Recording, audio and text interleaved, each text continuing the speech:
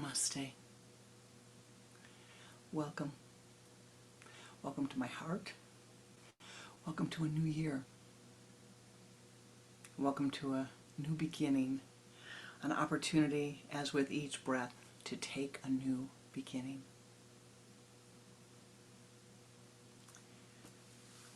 You're all here from different parts of the world, and we entered the new time gate at different times, different spots. Very mystical that event is.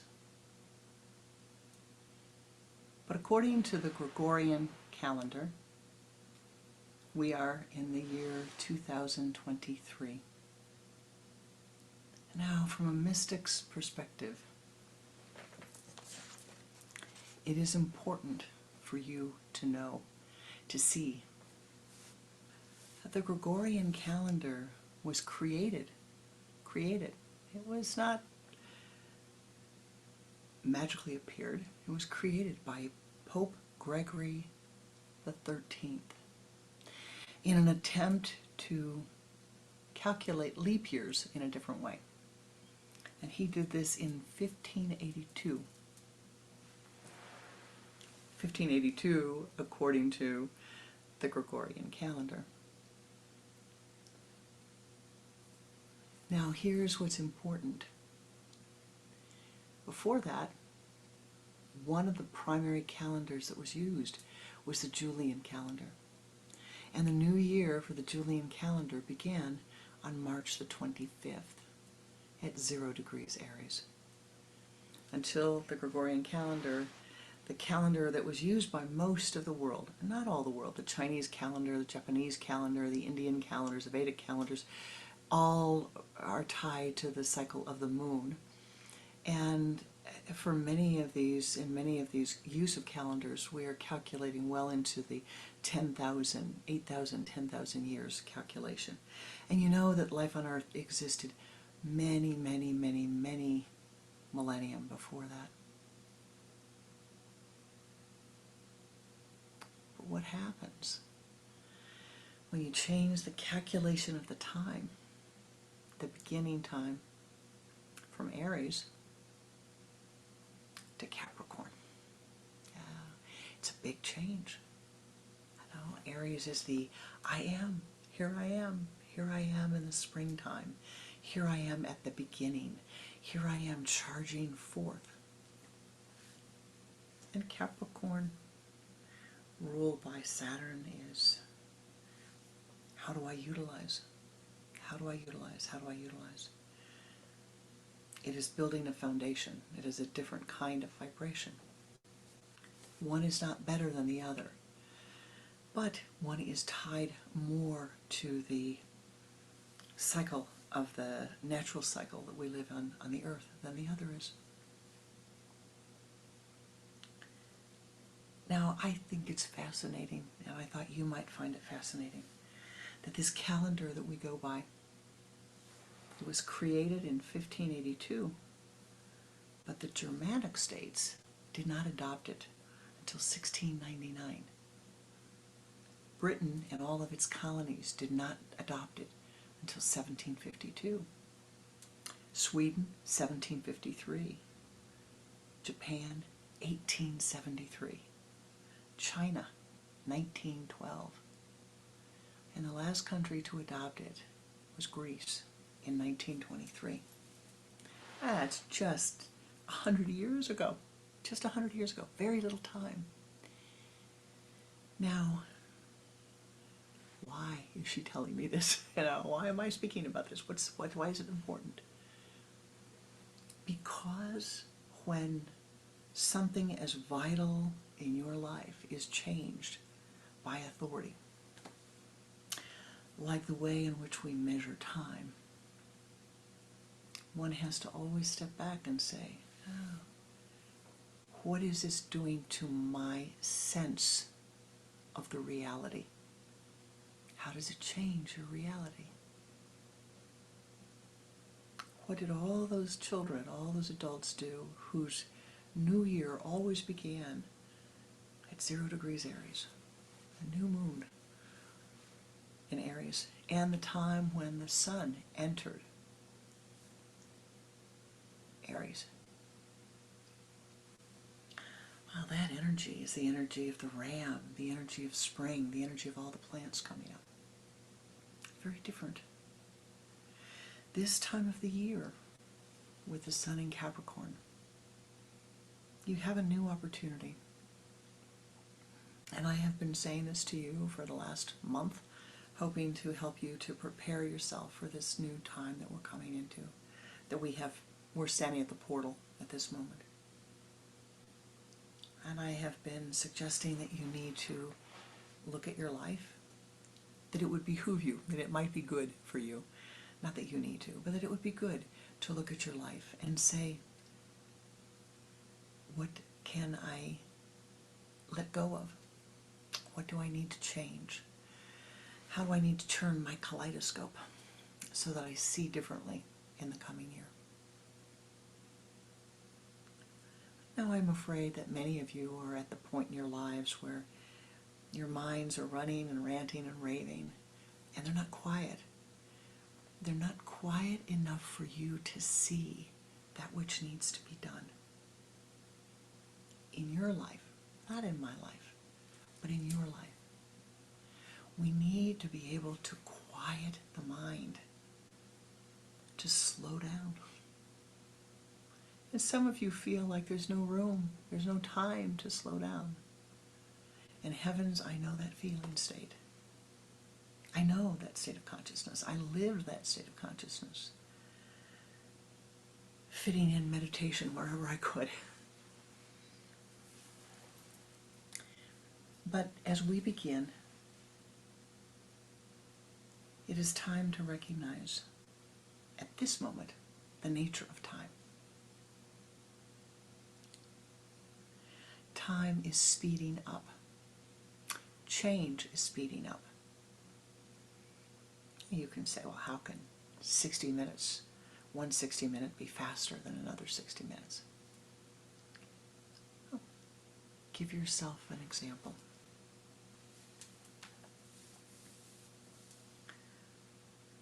Did you ever sit down with a really marvelous book? Oh, a delicious book that you were just really looking forward to reading? I have one on my stand that I've been saving, just saving. Came about 2 months ago, and I've been saving it for the perfect day. Hasn't come yet. But I know when I pick up that book that the hour will go by like 5 minutes. That the 5 hours will go by in a nanosecond. That I will become so enmeshed and engrossed in the beauty of the book that the time will, as they say, fly by.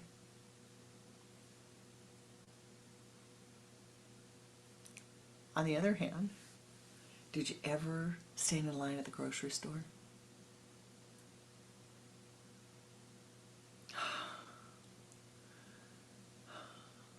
Do they have to talk? Oh my gosh, they're taking so long. You know, the person in front of you and the person in front of them and the person in front of them. And it feels like that 5 minutes that you're there lasts forever. This is the nature of time. Your experience of time changes depending upon your consciousness and your awareness. And so as we enter this portal, we're going to take time today and stop and allow each of you, each of us, to enter into a deep quiet and let the santosha, the peace, fill you. Now, I'd like to give you a guiding light for the year.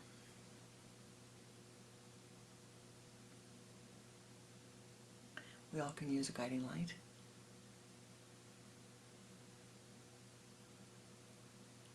And the guiding light is hope. Hope. The word hope. The beginning of the word hope stands for happiness. whatever that means to you, whatever it means to you to be deeply and truly happy. And I would say to you that to be deeply and truly happy is to feel content with what you have in your life, to feel no lack. For just a moment, let there be no lack. Let there just be happiness. Deep, deep, abiding santosha. And the Sanskrit translation is contentment. With that, marry it with optimism. Optimism is so important as you enter this new year. Hold that consciousness to you, feeling that life will improve. This is the garden of the divine. It is the garden of God. Your life will improve. All of life will improve. You may not see it, my beloved. You may not know it as it comes and manifests in the world. You may not see it manifesting as you wish it to, but it will improve. It will. It will. Absolutely.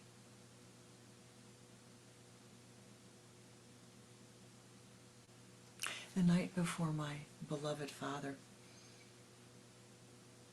Leroy, before he transitioned, I was with him by myself, good karma. We were talking and I said, Papa, what do you think? Is there anything else you want to do? No, honey, it's all okay. I said, well, what do you think? And he said, oh, I'm looking forward to seeing the great beyond. I'm really looking forward to the great beyond. How wonderful it will be to know what that is like. He approached his transition from this earth optimistic. Now, that's a pretty darn good way to leave. Optimistic that where he was going, where he was leaving, was going to be better than where he was. And he liked where he was. But he was ready to let go and to leave. Now, to me, if we can say each day, it's going to be better. And on the days when the waves reach up and crash and fall over you, the days you step in a hole and fall on your knees, or the days you face planted on the ground, you lift yourself up, holding the earth, letting the earth lift you up, letting all the beings on the earth help you, let all the beings on the other planes help you and lift you up. But that state of optimism is a learned state. It is a trained state. So when the mind becomes pessimistic, nothing ever goes right, nothing ever goes right. Really? Nothing ever goes right. Those days that you take out a match to light a candle, and as has happened to me, I have 5 times in the last couple of weeks, I open the matchbook backwards, and the matches all fall out on the ground. Now, you'd think after the first time I would have, the second time, I would have, but 5 times, it happened again this morning. Now, the mind is ready to say, oh, I can never do this right. Oh, this can never be right. No. Maybe this time I'll remember. Turn the box over. Look at it before you do it. Turn it over. Be optimistic about it. And share that optimism with others. Because I tell you, truthfully, people are not optimistic. They need your optimism. And I'm not talking about being Pollyannish. I'm not talking about saying, oh, everything is all right. Everything's going to be all right. But rather a deep knowing within yourself that in time, they and you and I, we will all work through those karmic challenges and all reach enlightenment. It just takes time and persistence. The P, persistence. For persistence in life is everything. It's absolutely everything. The great authors, the authors who have millions and millions of books published around the world, if you consider that great, who have been rejected time and time and time again before their book was accepted. The great musicians who have played and played and played and played and played and wanted to achieve something that they were not able to achieve until long, long, long practice. Long, long, long practice. They didn't give up. And that's the key. They did not give up. They kept on practicing the same thing over and over and over again. We need to hold on to persistence. And the last thing is something that my guru talked about privately a lot. Enthusiasm. As he said, you need to become enthusiastic about your life. He'd say every once in a while, that person is just like milk toast. You know, I used to wonder what milk toast was till I realized it was toast soaked in milk, and thus it had no crispiness, no energy. You couldn't pick it up and get a nice bite from it. It was just very, very, very soft. Not that there's anything wrong with softness, but there was no enthusiasm in it, no chi in it. It was drowned in the emotionality. Interesting symbol, milk toast. Milk is the emotion. But enthusiasm. Not fake enthusiasm, not, but true joy in life, true enthusiasm about the experience that you are living. You have come to this earth and you are living life in a human incarnation. And you wanted to do that, otherwise you wouldn't be here. Enjoy it, savor it, sup upon it. Sup upon the beauty of the birds flying, of the trees who share their branches with you, of the flowers that peek out from the earth, even in this weather. Beautiful, beautiful, beautiful bits of greenery peeking out, berries on trees, on the evergreen trees.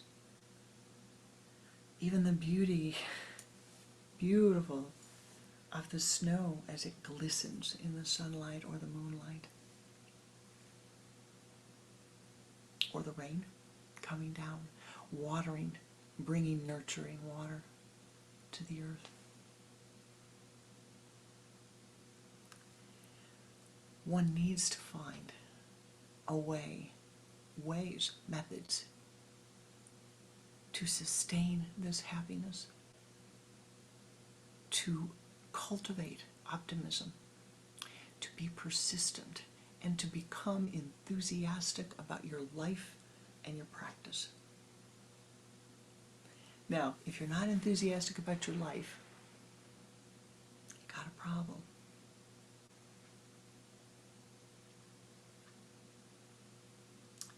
And maybe that means that there needs to be some examining.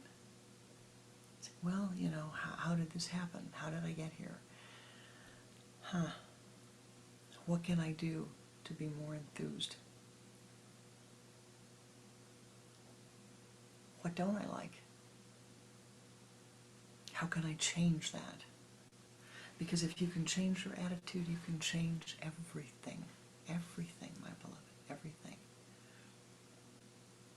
And so as we stand at the doorway of great possibilities, as we stand at the time of new beginnings, there's still an opportunity with each breath to let go of the old. Let go of it. That which no longer serves you, let go of it. And what am I really talking about? I'm talking about emotionality. The emotions that fill your mind, that block your consciousness, that block your sight. The emotions that drag you down. It is those that need to be gotten rid of, to be let go of, to be dissolved away. Those are the things that must be let go of. And, you know, you can say, well, if I'm not my emotions, what am I? If I'm not my emotions, who am I? You are a divine being. You are immortal. You are spirit. You are soul, the memory track, your individual memory track. This body is temporary. Very temporary. Very, very temporary. You know, they only last 100 years at the most, maybe 110. Some very, very, very, very fortunate people, maybe 120, but not so much. In the coming years, it will be 120, but that's nothing. You know, go out to the great redwood forests on the west coast of the United States of America, and you find trees that have been felled. They're on the ground. They've been on the ground 500-600 years. They stood before that thousands of years. There's some that are still standing that have been there for thousands of years. Wow. What's that consciousness? You are a part of that. Remember you are a part of that. And find hope, happiness, optimism, persistence, and enthusiasm. And so now I would like to turn inward with you and meditate as we begin the new year. For it is a time, an opportunity, once again, to let go of the thorns of the past, to let go of the karma of the past that is causing you pain, to let go of the karma of the past that is causing you difficulty, to let go of the karma of the past that is causing you to be sad or depressed or unoptimistic. You know, and I think most of you are pretty optimistic. Most of you are, pretty upbeat, if you will.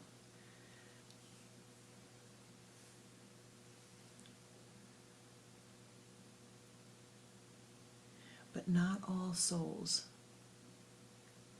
have found a path that is helpful to them. Not all souls have found a path that brings them joy. Not all souls have found a way to walk through life. Whatever you do in this new year,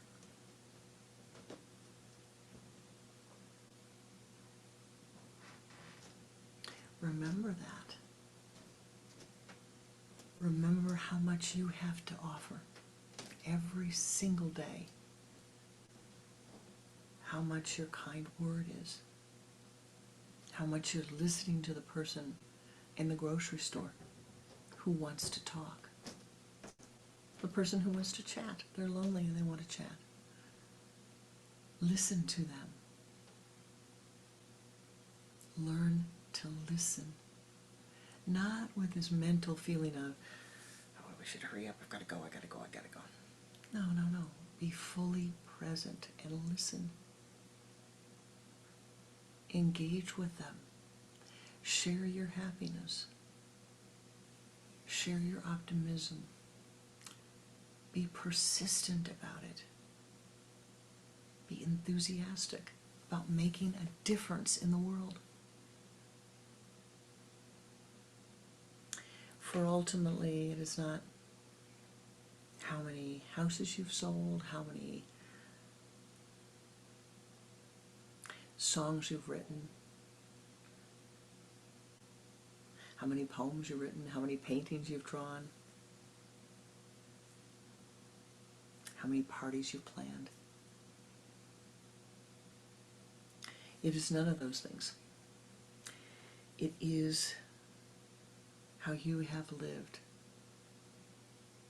how you have treated others, and what you have done in your life to lift yourself and to lift others by your kindness, by your compassion, by your wisdom, not by your interference, by your wisdom. Knowing just being here is enough. Just being here in a positive way is enough. Now, there is a small thing.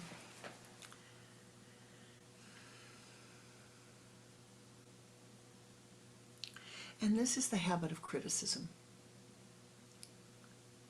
The mind has a habit of being critical. And every mind picks an individual or group of individuals to be critical of. And you'll find that, as if you don't know, I'm sure you do, but you'll find that in time, there's a persistence, a consistency, if you will, in the criticism of the mind.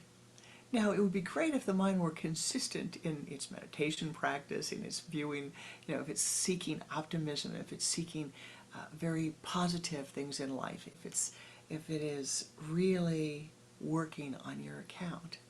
But sometimes the mind is persistent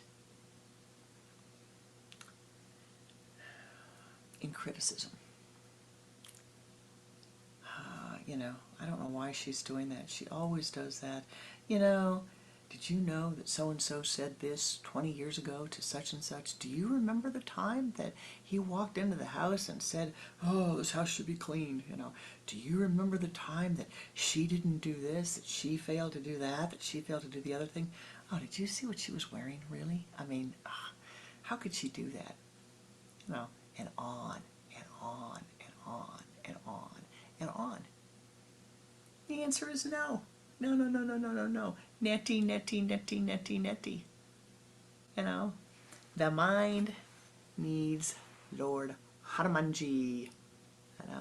The devotion, the devotee, the devotion to practice, to practice, to practice, to practice, to practice.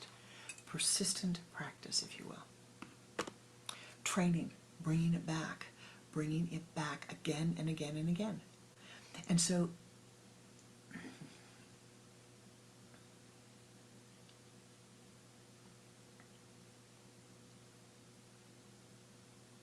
if there's one thing to remember,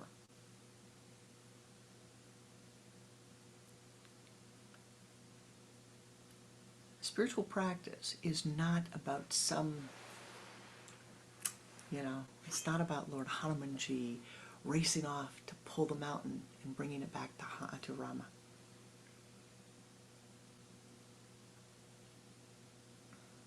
Spiritual practice is about Hanumanji, in spite of all of the chaos of his mind, in spite of all of the commotion of the mind, in spite of forgetting what he was supposed to do. He flew all the way to the other side of the world to get an herb that Rama had asked him for to help save Sita. All the way to the other side of the world. And he gets there and he can't remember what he was supposed to do. Have you ever done that? Oh, I have.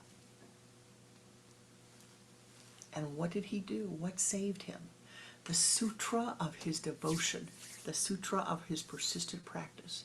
He knew he needed to do something. Didn't know what. So he picked up the mountain and brought it back and said, my Lord, here, I'm sorry. I didn't know which herb. I hope this is enough. I hope it's here. We need that. We need to recognize that it's every thought. It's every day. It's every morning when you wake up, the thoughts you're thinking. It's every morning when you brush your teeth, the thoughts you're thinking. It's when the mind begins to drift off and have daydreams here, daydreams there, daydreams the other place, bringing it back to the center again and again and again and again and again, until your mind becomes so very tired that it will just sit and ascend with santosha, with peace, with equanimity.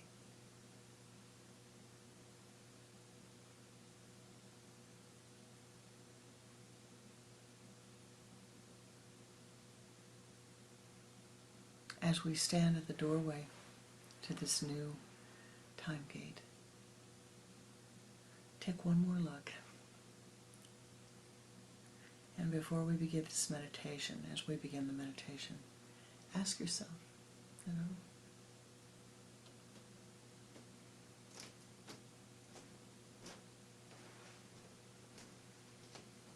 what pains am I carrying forward? What hurts am I carrying forward? What do I need to let go of? What bad habits am I carrying forward? And let me say that again, because I know some of you, don't know what I'm saying.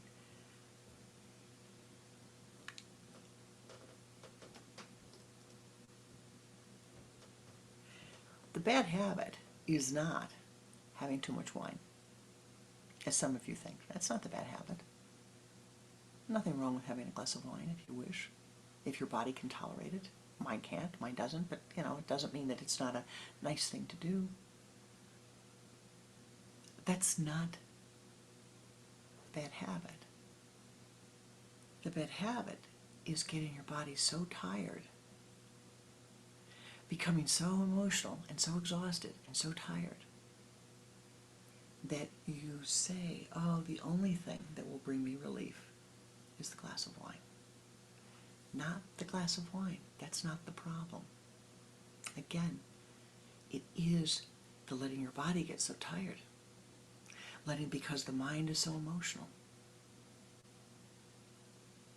That's the habit that needs to be corrected. And so if you say, well, I need to exercise more. All right, well, okay. Why? What do you need to do? What can you do that will find you joy?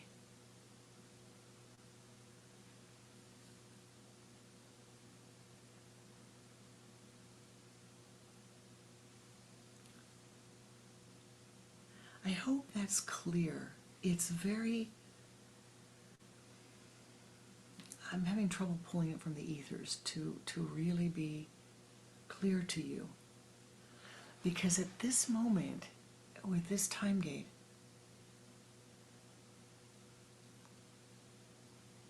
much will change in the coming year, more than we have seen in a long, long, long, long time.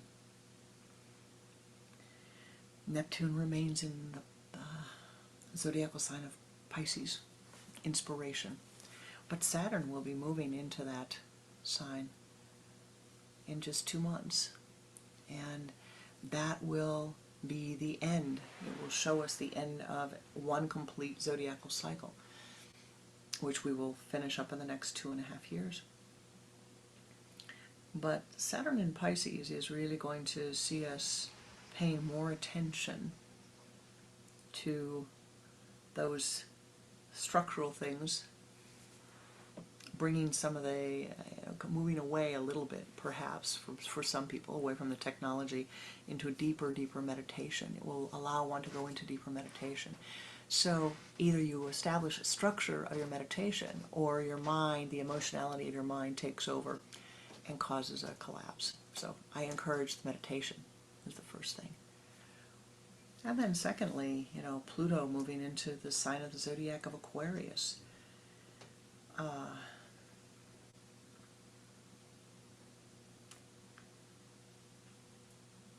Will call for a real revolution in technology, as we're just on the precipices of seeing how it's changing human life and how the karma is changing.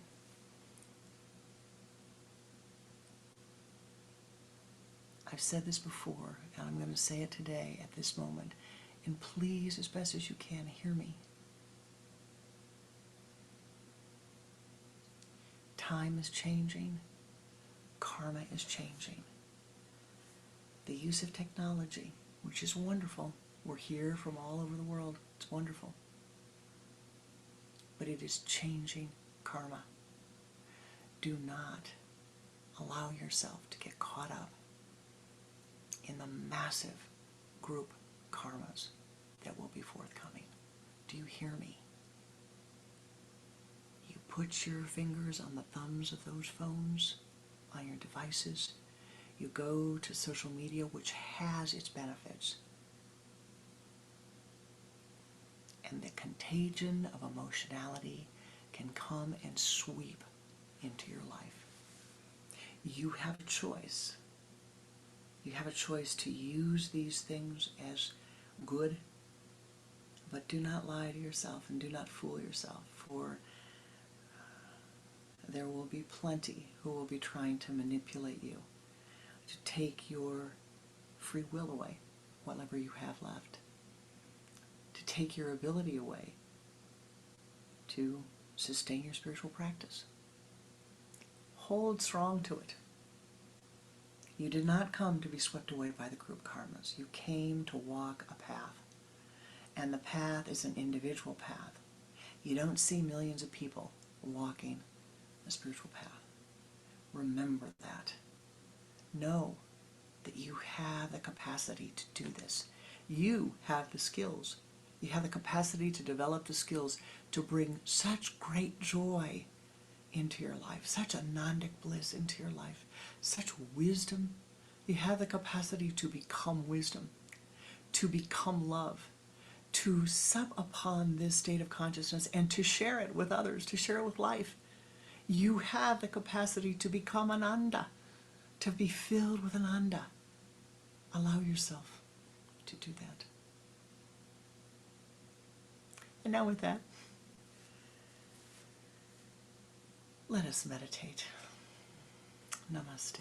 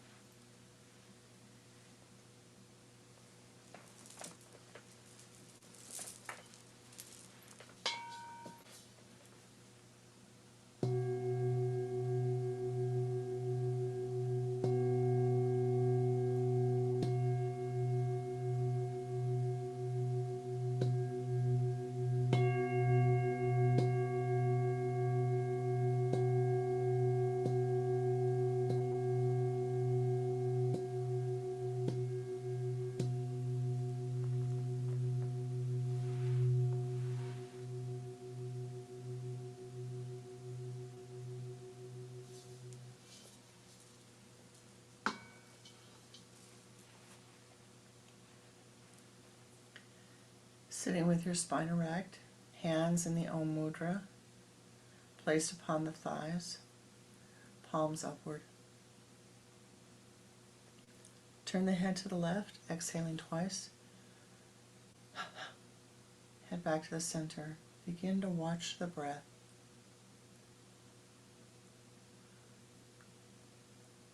Using the sipping breath, hold the energy from the limbs to the trunk.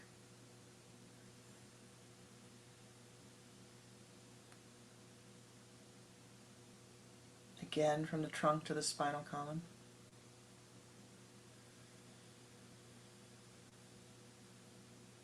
From the base of the spine to the sun center.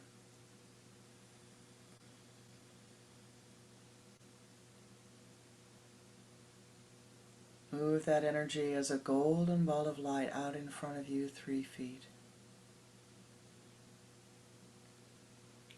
Expand that golden light until it is a sheet of light. And now moving to the left, wrap your entire body in this golden sheet of light. And do this 3 times.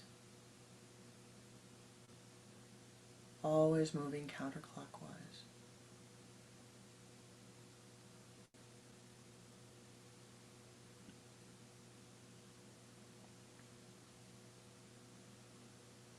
Expand that golden light and ascend upward, above the room you're in, above the building you're in. Ascend as high as you are able into the high place.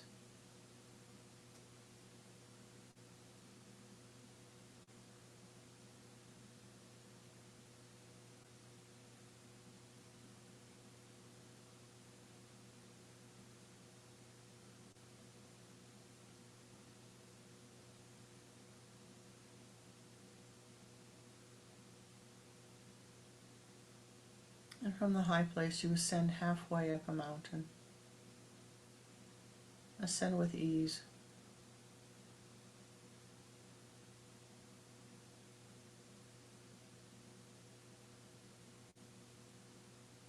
You come to the mountain and you see it looks familiar. It's a grove. In the center of a grove is a bush.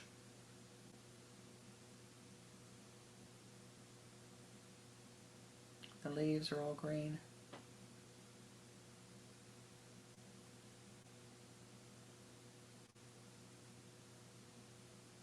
As you approach the bush, you see that it belongs to you. It is marked with your name.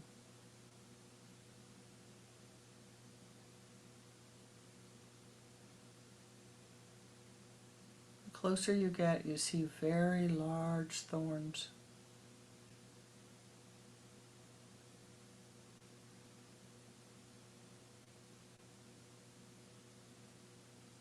Try to see if there's a way to grasp the bush without getting a thorn.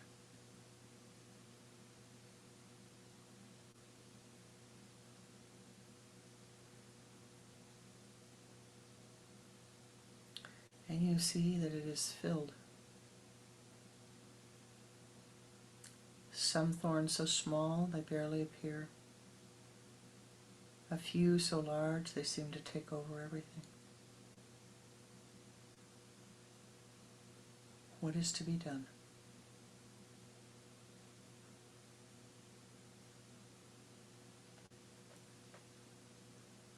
Most beloved Lord of life, come forth at this moment. Most infinite Lord of life, come forth at this moment. O ye powers that be, come forth. Bless us, bless us, bless us yet again. Most beloved divine Lord of life, pick up the thorn bush and carry it for us into the shrine. We see the gateway to the shrine and see the powers that be carrying your thorn bush for you as you walk alongside. You know it belongs to you, but it is not hurting you. There's no pain. As you enter the shrine, there's a brilliant, brilliant light in the center. And the Lord asks you if you wish to put your thorn bush in the light.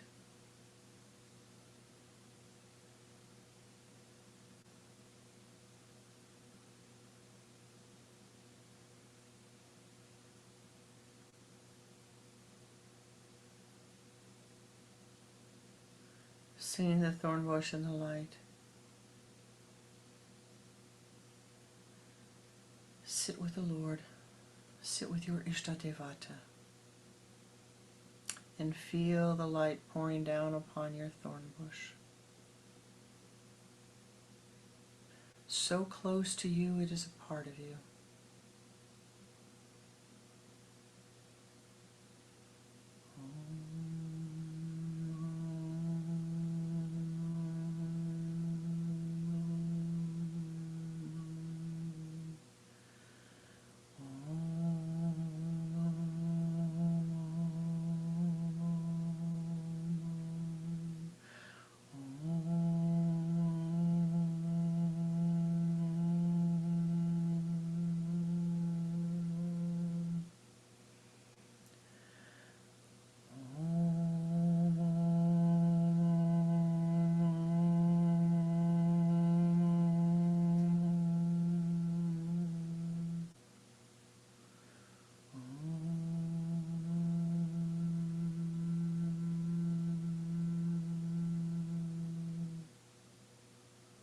the golden light descends upon the thorn bush, and you see it is transforming. Where each thorn was, a flower has appeared. The bud of a flower has appeared. The thorns dissolving away.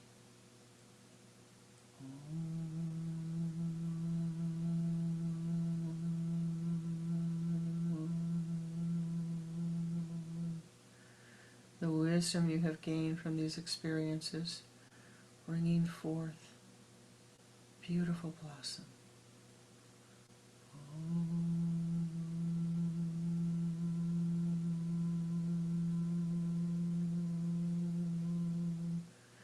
The bush growing into a tree, blossoming,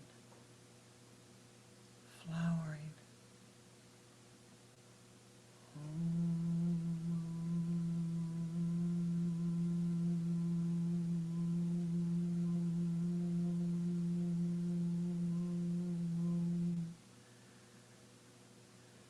As a tree grows, you see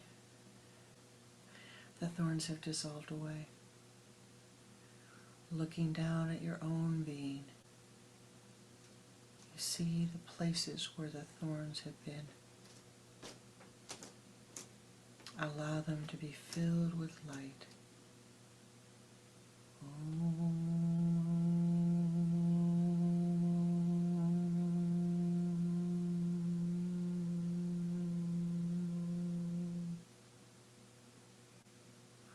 Allow the light to pour down into your being, into every cell of your being, filling, healing, cleansing, lifting.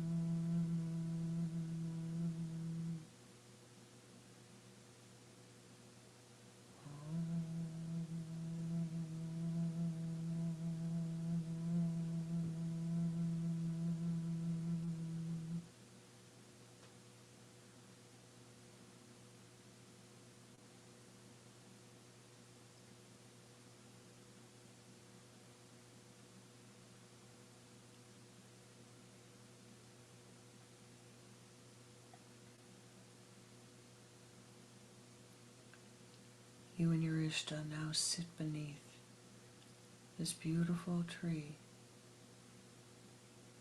which provides you the wisdom, the shelter, the strength that you need, the nourishment that you need as you walk along the path.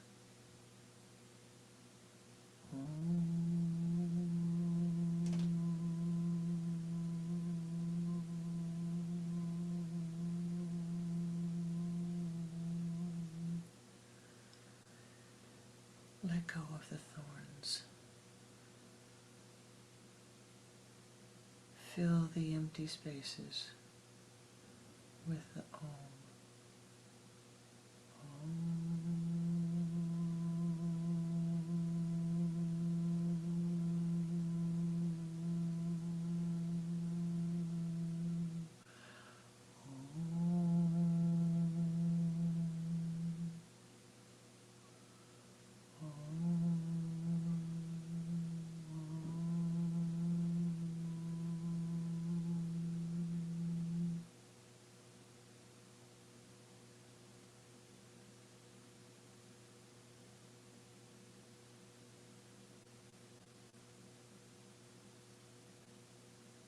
May the light of this Om tree radiate forth to every cell of your being. May the light of this Om tree radiate to you with each breath that you breathe. May you see the beauty, the golden light of the Om tree, removing all of the thorns, all the difficult karmas, and filling them with the light of the Om.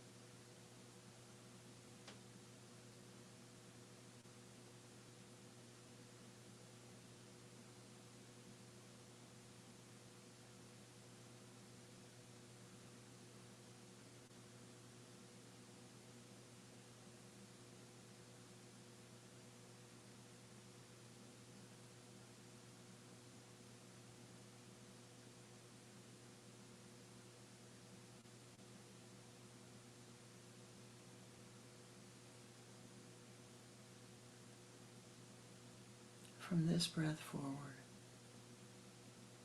each time a thorn arises in your life, a pebble in your shoe, a boulder in front of you, return to the light of the Om tree, allowing that thorn, that pebble, that boulder to dissolve away under this sacred tree of life, to transform for you into deep, abiding happiness, to transform for you into optimism of the goodness of life, to transform for you into persistent practice, and to transform for you into enthusiasm for your life. Enthusiasm for all life. Be thou blessed. Be thou blessed. Be thou triply blessed. Carry hope with you into the new year. Carry hope embedded in your heart, embedded in every cell of your being.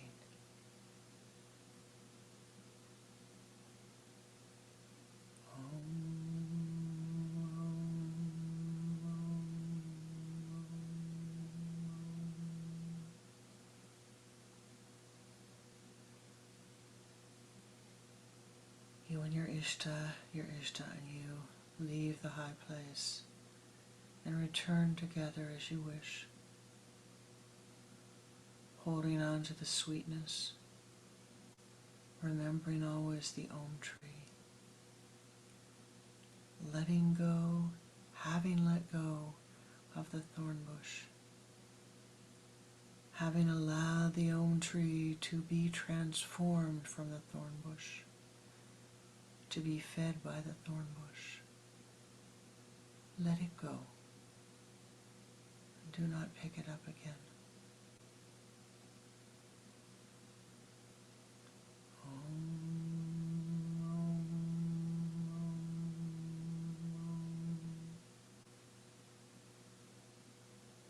May each breath that you breathe in the coming time be blessed. May your karma be softened with each breath that you breathe. May you bring greater hope to all of those who enter your aura. Become a greater blessing with greater skill and greater wisdom in all that you do. Namaste. Namaskar.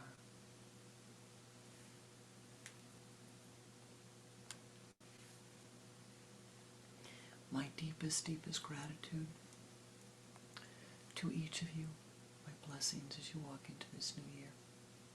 Thank you for the blessing of your presence, for your spiritual energies, for your efforts, and Happy New Year.